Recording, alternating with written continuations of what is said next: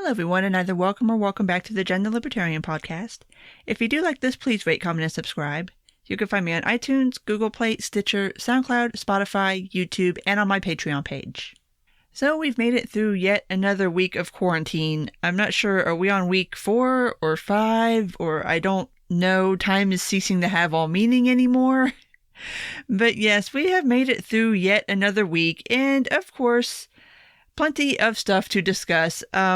We'll start out with the new unemployment numbers because, that's just a nice cheery place to start a podcast.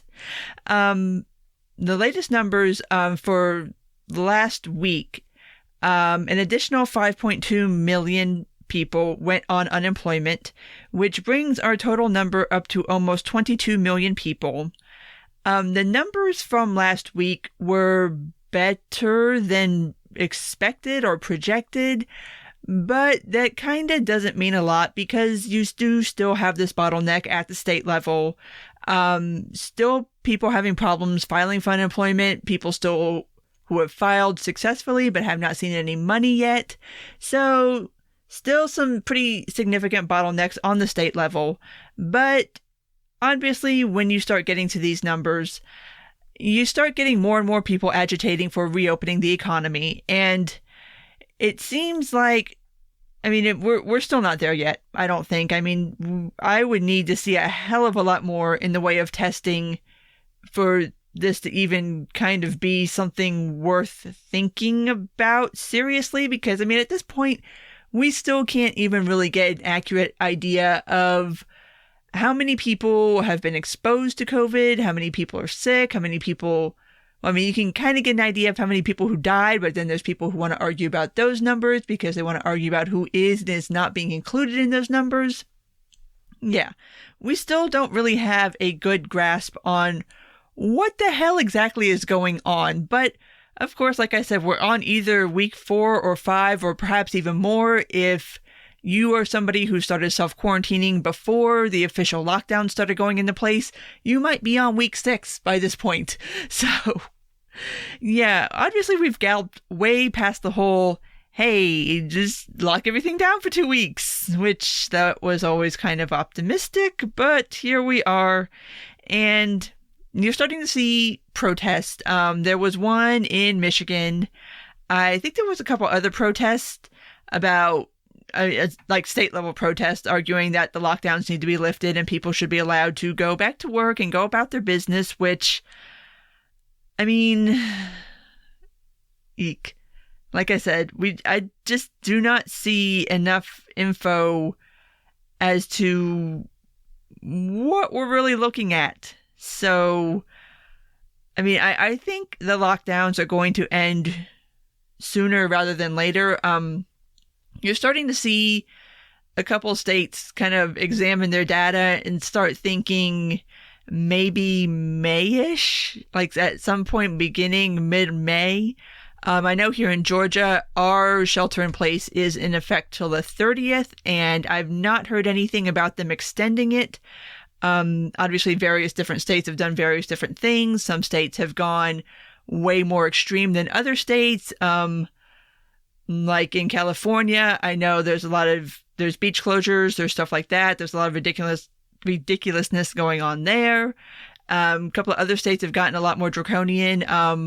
Michigan is one of those that has deemed like essential items that you can and cannot purchase in the store, which is ridiculous. Like I can't even begin to understand what would constitute an essential item. What's essential for me would probably not be essential for you. So I don't even know how you justify that, but apparently it's like you can't buy seeds, you can't buy just like random consumer goods. I know they were trying to discourage people from like going to Walmart and purchasing clothing or toys or electronics or stuff like that, which, life is still kind of going on somewhat normally in the way that, especially if you have kids, clearly you still have to buy them clothes. Like, they're still growing. You have to buy them clothes. You have to buy them shoes.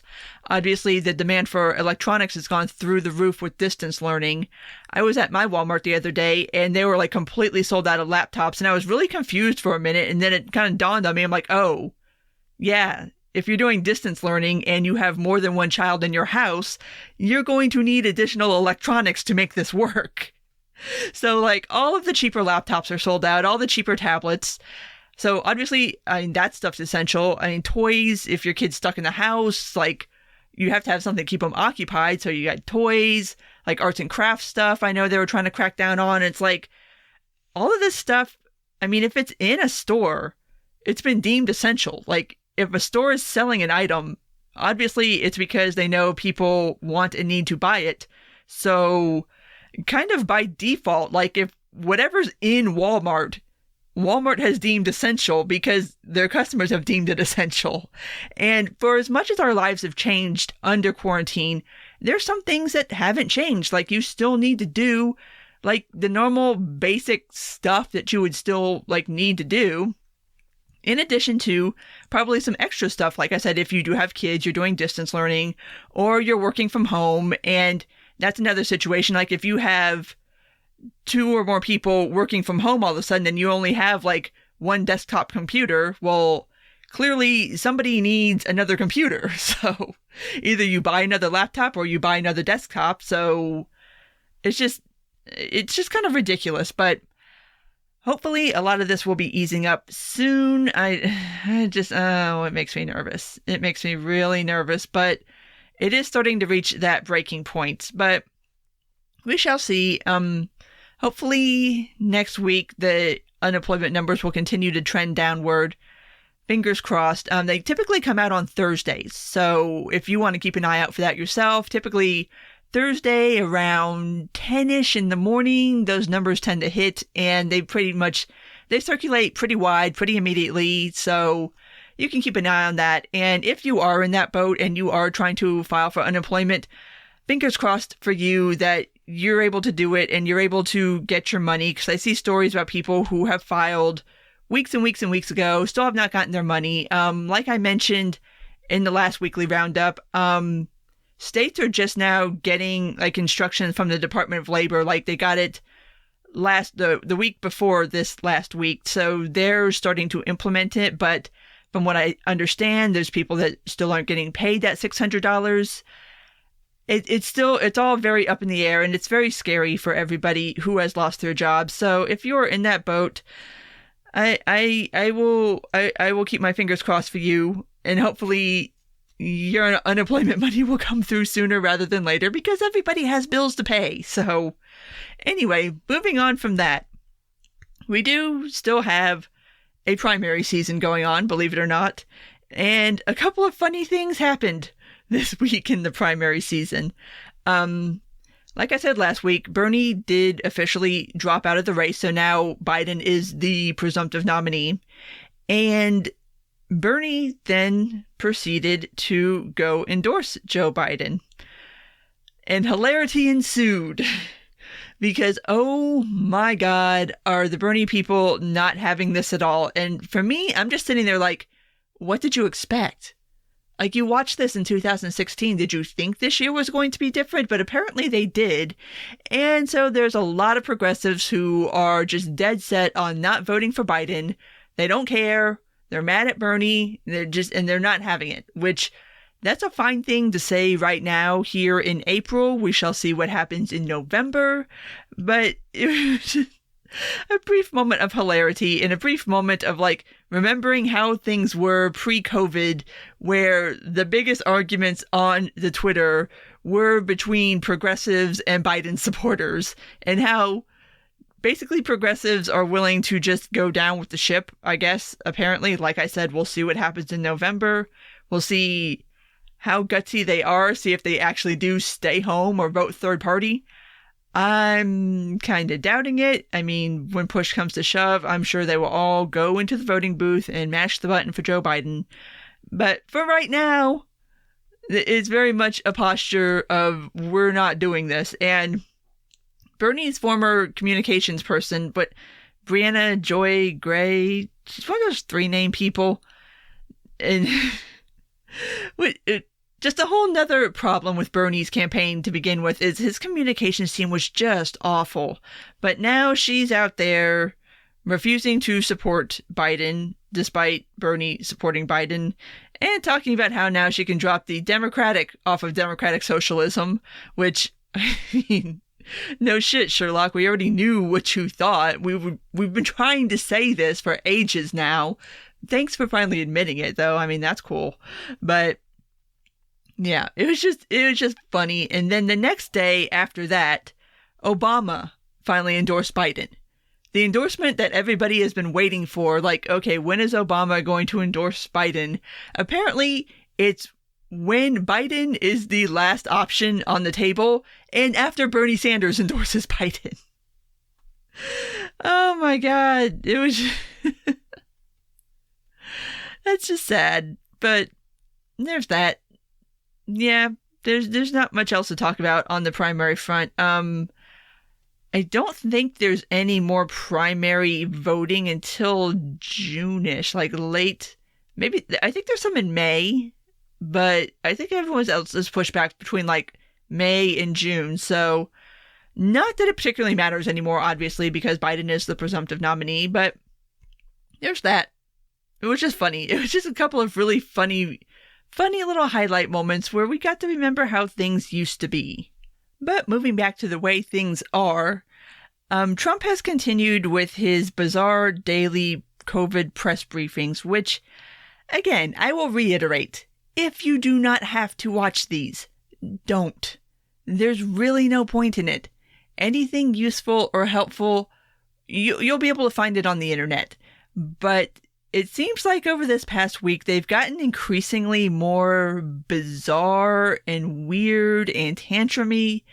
And the ones that have kind of really broken through, I don't even really know what the question was, but Trump asserted that he has total authority over the states and can tell them when they should reopen or can reopen or order them to reopen, which obviously no.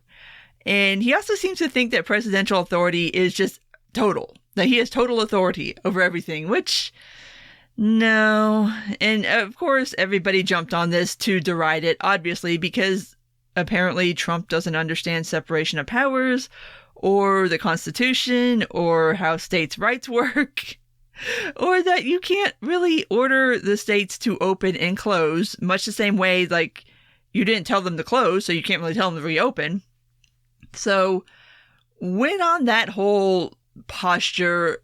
It's just, like I said, these press conferences, if you don't have to, don't. Like, it's so ridiculous. So, ultimately, he ends up having to walk this whole thing back in the most Trumpian way possible, where like a day or two later, he says that he's giving the authority to the states to decide when they will reopen, which, no shit, Sherlock, you never had it to begin with. They always did, but of course you can't just say, oops, my bad.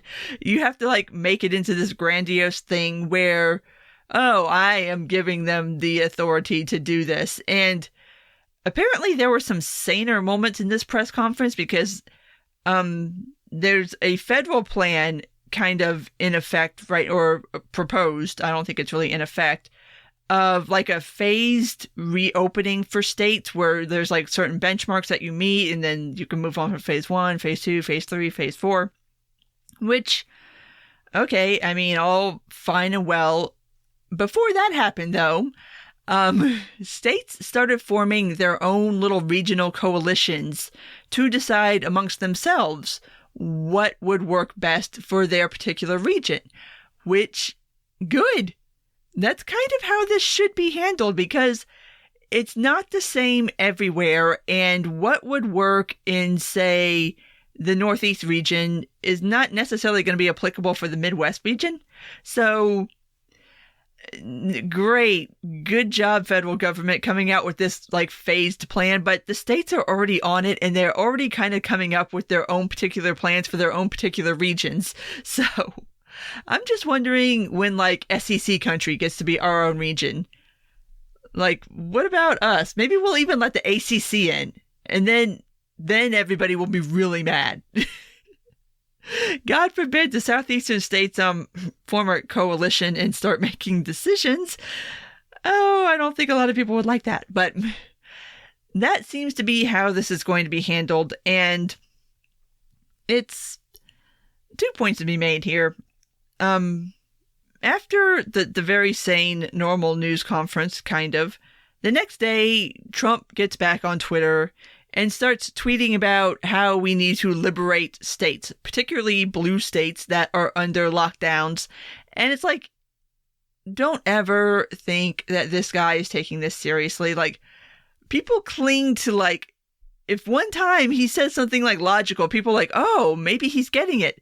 No, he's not getting it. Like, it never fails. Give it 24 hours and Trump will take any goodwill that he might have earned and throw it in the trash. Oh my God. But yeah, so there's this whole tweet storm, and I try not to follow it anymore because Trump is just a super unhelpful person right now. Like, there's nothing helpful coming out of this man. So again, my suggestion is to just, can you just go like play with his phone in a corner somewhere till this is all over? Like, can you just put like Candy Crush on his phone or something? He can play that, or just get him a Nintendo Switch and he can play Animal Crossing. Like, just, first, the daily news conferences. Like, come on, even us asshole podcasters do not need to do daily updates on this. Neither does he. And if you have to do daily updates, can he just not be there? Like, no. Just an extremely unhelpful human being. And so I think it's best to just ignore all of the things coming out of Trump right now, which is generally what I do.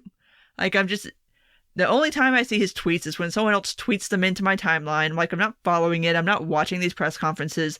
I will watch the clips when they come through on my Twitter feed. But just to sit there and watch this insanity on a daily basis, like, no. No. Things are crazy enough. Preserve what little bit of sanity you have left in the quarantine COVID times by let it go. Just let it go. Forget it.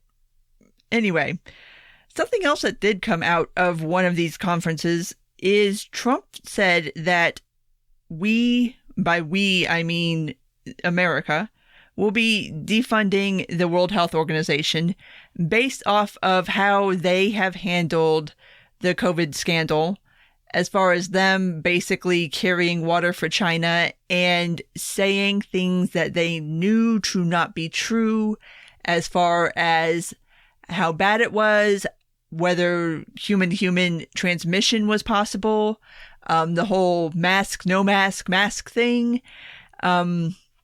Like I discussed in the last roundup, I guess this wasn't something that was super widely known, but in certain circles, the fact that the World Health Organization has been kind of sort of co-opted by China is something that was not unknown and was something that has been discussed somewhat widely, but now obviously we're having this discussion on a much wider scale because of everything that's happened.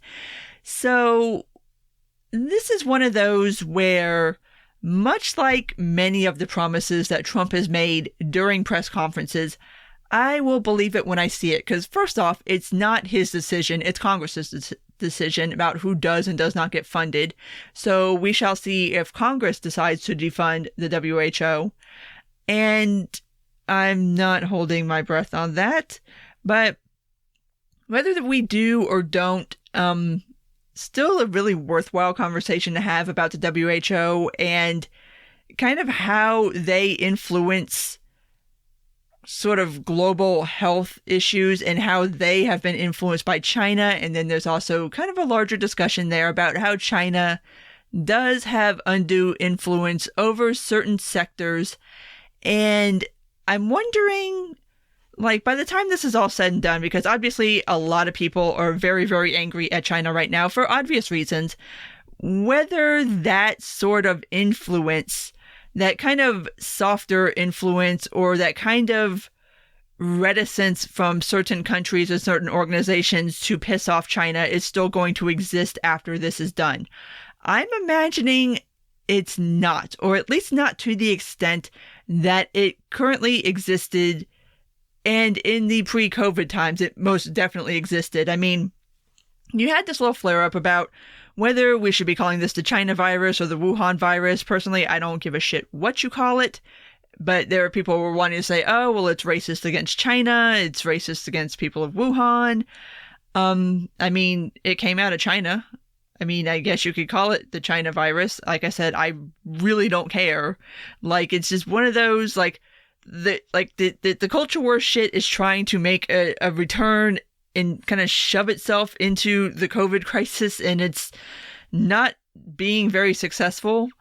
I mean, personally, I just call it COVID or coronavirus or whatever, because, I mean, we all already know where it came from. I don't think it really needs to be reiterated over and over and over again. I mean, you can call it the CCP flu, you can call it the Red China flu, call it whatever you want. I really don't care. But that was kind of indicative of how certain people and certain organizations, certain industries like to tiptoe around offending China. I'm thinking a lot of that stuff is going to go by the wayside. And good. I mean, it should. And for what it's worth, a big story that kind of didn't get a lot of traction is, and this is according to Chinese numbers, this is their official numbers, so take it with a grain of salt.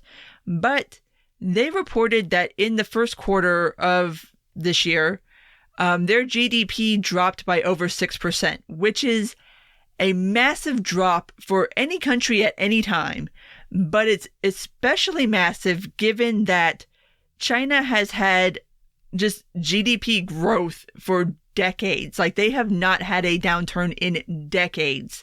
So this is substantially affecting China on an economic level. What this is going to mean inside of China is what I'm interested in, because of course this is going to affect the Chinese people. And much like any communist country, obviously when GDP goes down, when revenues go down, obviously this is going to affect the people. And that's when people start getting really antsy and anxious and angry at their government for not fulfilling the promises that they have made. So and it's going to be very hard to judge this because China did kick out all of the US journalists. So getting an idea of what's going on in the ground in China right now is going to be very, very difficult. But I personally, I think that's going to be the story, is if this starts really affecting China economically, that's when you're going to see actual change within China. Because that's how you hurt them. Like, they don't really give a shit about us and our opinions about things. They don't really care what we think about them. They don't really care what anybody else thinks about them. They do care about their money.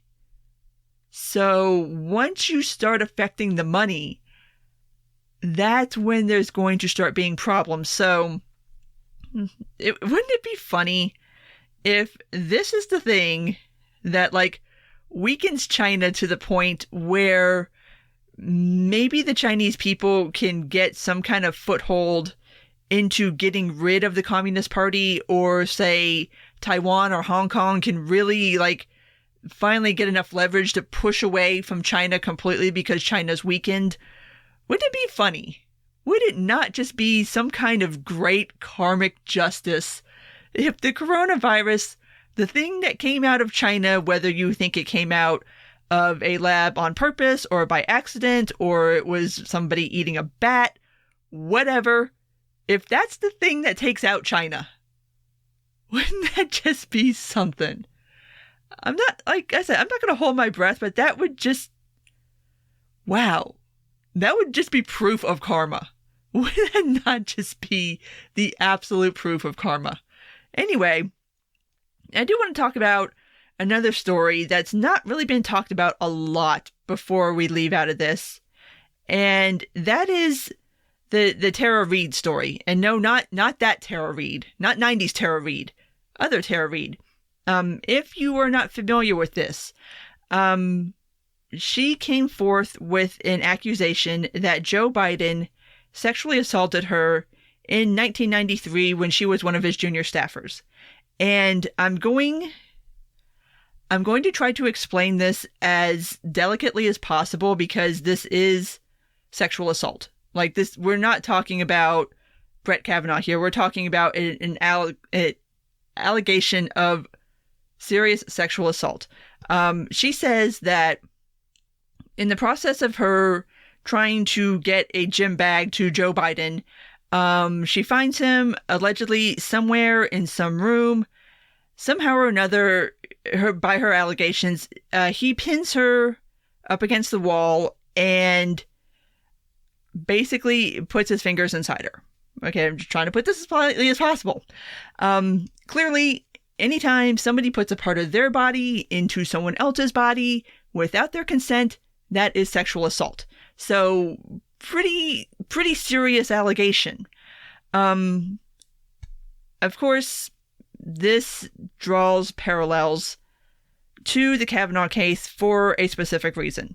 And the specific reason being that you may not have heard of this story because it did not get a lot of attention. And for me, whether you want to believe her or not, you're not going to be able to adjudicate an alleged sexual assault from 1993. We're never going to know if it actually happened or not.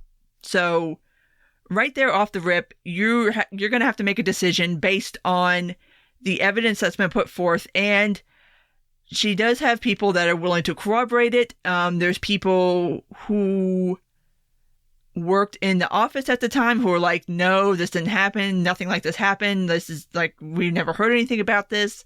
The HR person for his office at the time was like, nobody ever said anything to us.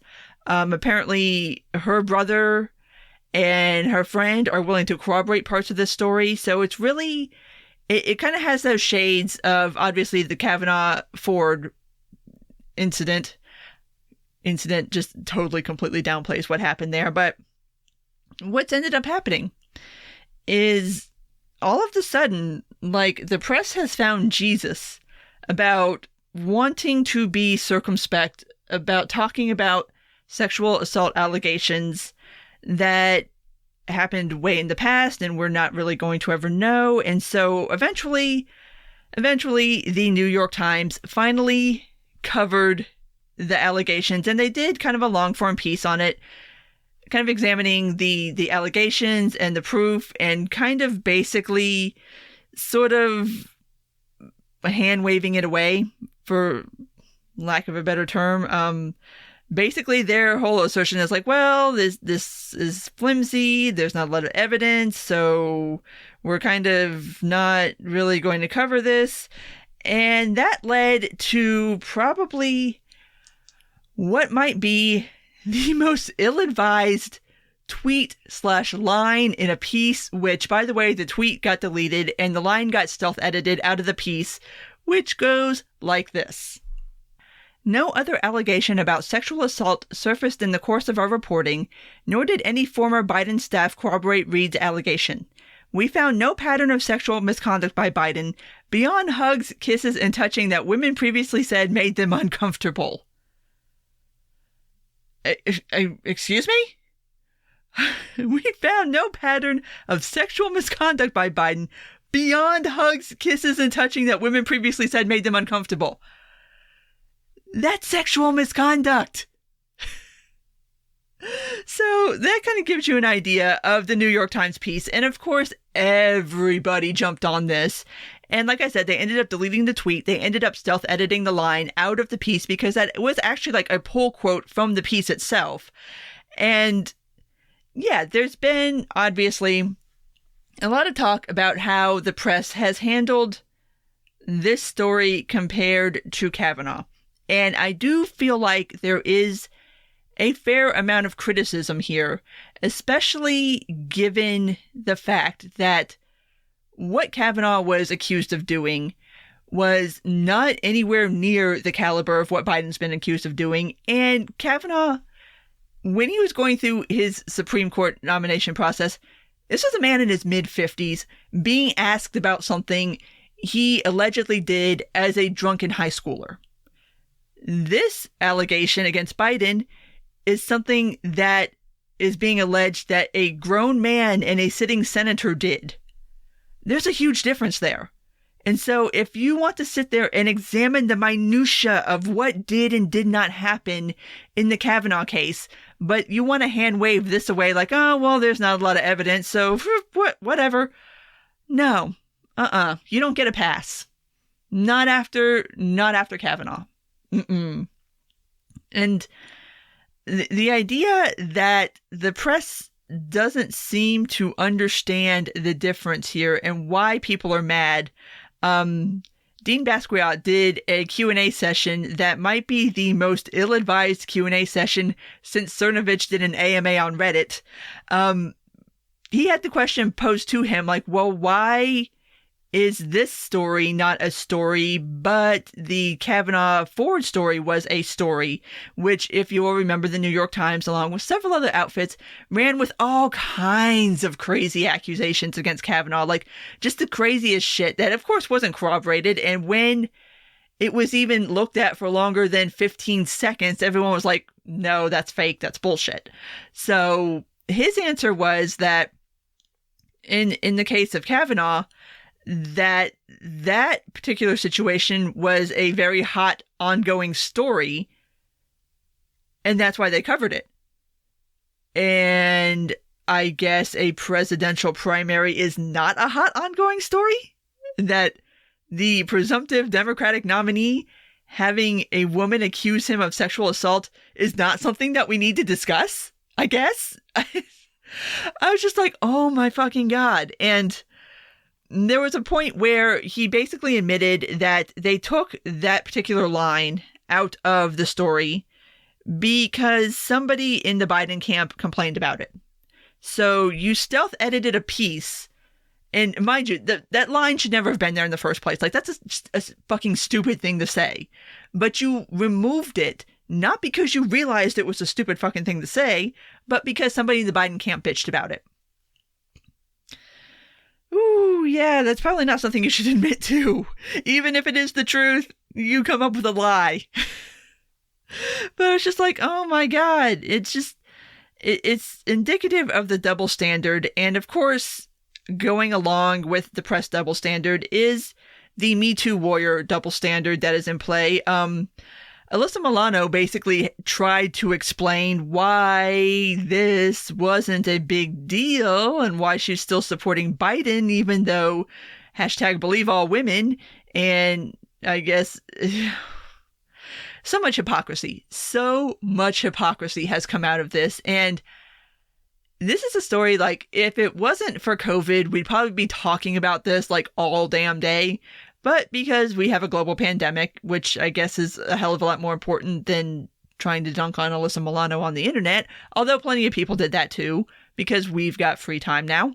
But just the sheer hypocrisy that is shown, and this isn't the first time. Like, let's be honest, this is not the first time the Me Too movement has been shown to be hypocritical as hell about when men are accused and what men are accused and what men get raked over the coals and what men get excuses made for their actions.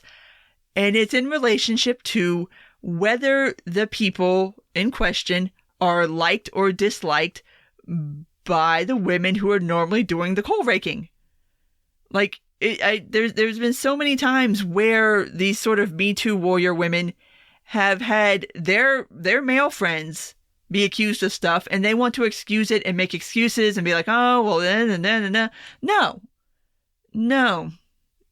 Just hypocrisy and double standards need to be called out whenever they show up. And this is one where it's just like, it's so blatant that it's just like, you can't go without commenting on this because it's just obvious. It's just right there, obvious, because Biden is the Democratic nominee and it is all hands on deck, beat Trump at all costs. You will bury a story about a sexual assault allegation that if it were anybody else, if it were Trump, if it were, I don't know, just pick another politician, pick somebody that the media generally doesn't like, they would be all over it like white on rice. That's all we'd be talking about. But because it's Biden and because you have to protect Biden now, all of a sudden we have to bury this allegation. And like I said at the beginning, it doesn't matter whether you believe her or not. That's not really the point of why people are mad about this. And you can believe her, you cannot believe her. That's up to you. Like I said, there's no way of knowing. There's not going to be any way of knowing whether something did or did not actually happen. We have no way of knowing if Joe Biden did this back in 93. There just isn't. Same way with Kavanaugh. We have no idea what happened in that room.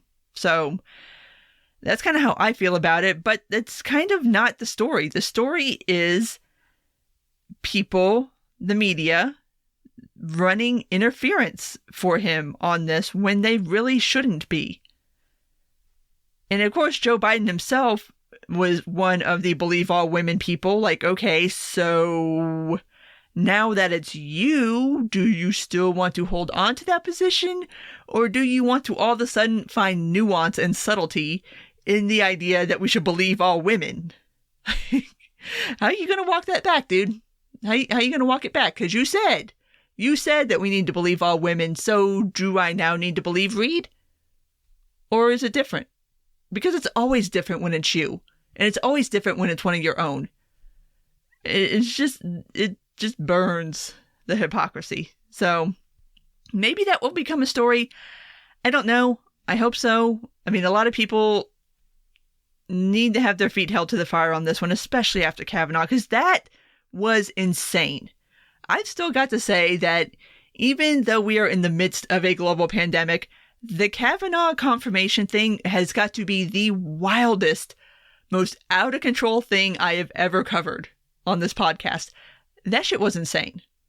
I still cannot believe that happened. So, yeah. So, anyway, I think that pretty much wraps up this week. Let's see what next week holds, what kind of new, fresh insanity we have heading towards us. So, I'm going to go ahead and wrap this up. So, as always, if you did make it this far, thank you for listening. And if you do like this, please rate, comment, and subscribe. You can find me on iTunes, Google Play, Stitcher, SoundCloud, Spotify, YouTube, and on my Patreon page. Take care, and until next time.